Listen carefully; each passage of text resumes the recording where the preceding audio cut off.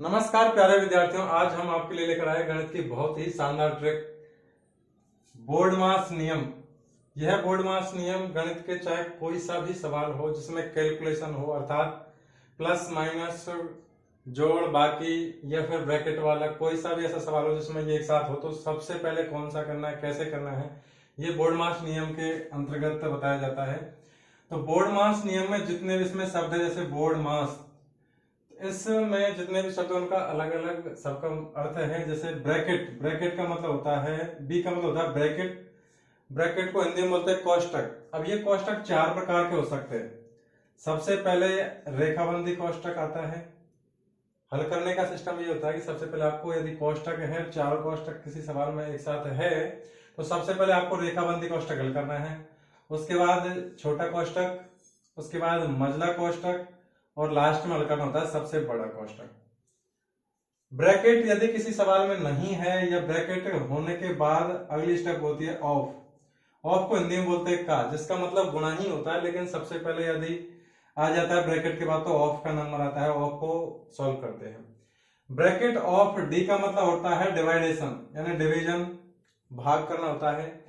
तो कोष्टक और ऑफ के बाद सबसे पहले करना होता है अपन को भाग। उसके बाद एम से मल्टीप्लीकेशन यानी गुणा करना होता है। डिवीजन का मतलब भाग। एडिशन, एडिशन का मतलब होता है योगफल। मल्टीप्लीकेशन के बाद यानी गुणा के बाद अपन को एडिशन यानी योग करना होता है। और लास्ट में करना होता है सबट्रैक्शन यानी बाकी। तो इस नियम को अपन एक दोहे के माध्यम से भी समझना चाहेंगे। जैसे का को पहले तोड़कर, यानी यदि किसी सवाल में कोष्टक नहीं है, और यदि कोष्टक है तो सबसे पहले कोष्टक हल करना है। कोष्टक हल करने के बाद का को पहले तोड़कर ता पीछे दो भाग, यानी सबसे पहले का हल करोगे, उसके बाद भाग, गुणा करो, फिर गुणा करना है, धन जोड़ो, प्लस करना है, और ऋण को दो घटाए। दोबारा से समझते एक बार इसको। का को पहले तोड़कर ता पीछे दो भाग, गुणा करो, धन जोड़ो, ऋण को दो घटाए रे भैया, ऋण को दो घटाए। अर्थात ये नियम अपन ने पढ़ लिया, लेकिन अब इसको प्रैक्टिकली कैसे अप्लाई करना है एक एग्जांपल के माध्यम से समझते हैं। जैसे ये सवाल है, इसको अपन को हल करना है, तो इसमें कोष्टक वाले प्रश्न, अर्थात इसमें सभी तरीके के कोष्टक है। सबसे पहले अपन को रेखाबंदी कोष्टक हल करना है।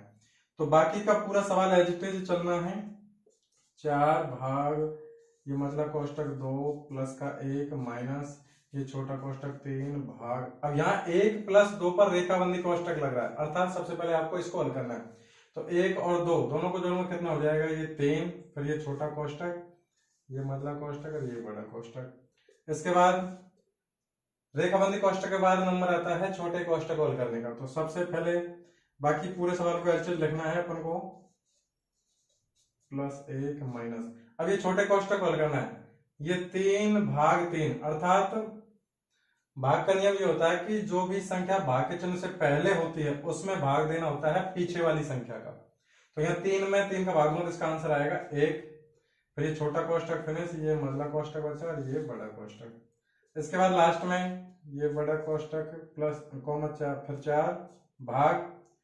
यहाँ पे मझला कोष्टक हल करना है। मझले कोष्टक में यहाँ नियम लग रहा है, ये प्लस भी है माइनस भी, तो पहले आपको प्लस करना है। 2 और 1 3, 3 में से 1 घटाएंगे तो 3, अर्थात एक बार ऐड कर लो अंदर, 3 माइनस 1,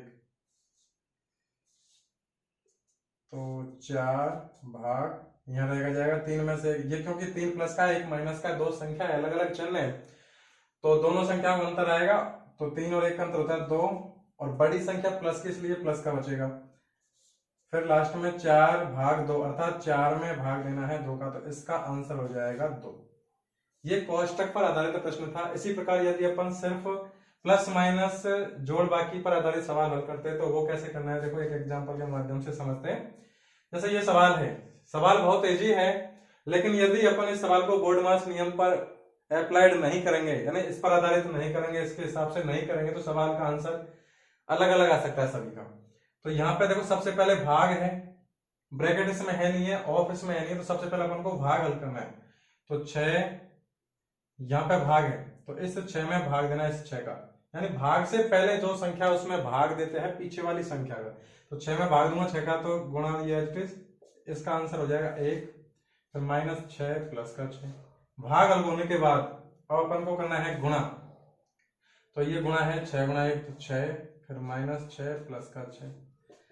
भाग होने के बाद गुणा किया, गुणा करने के बाद अपन को करना है प्लस। प्लस का मतलब प्लस प्लस वाली संख्या को एक साथ जोड़ लो, माइनस माइनस वाले को एक साथ जोड़ लो। तो यहाँ प्लस का 6 है, प्लस का 6 इसको जोड़ देंगे तो 12, और ये माइनस का 6। अब 12 प्लस का है, 6 माइनस का, दो संख्याएं हैं, अलग अलग चिन्ह है, तो दोनों संख्याओं का अंतर आएगा। 12 और 6 का अंतर होता है 6। इन दोनों में से बड़ी संख्या प्लस की है, तो उत्तर भी किसका आएगा? प्लस का। इस प्रकार अपन बोर्डमास नियम से किसी भी कैलकुलेशन वाले सवाल को बहुत ही आसानी तरीके से अच्छे ढंग से कर सकते हैं, एग्जैक्ट आंसर आ सकता है। यदि आप किसी भी सवाल को बोर्डमास नियम से नहीं करते हो तो शायद आप उसके एग्जैक्ट आंसर तक नहीं पहुंच पाओगे।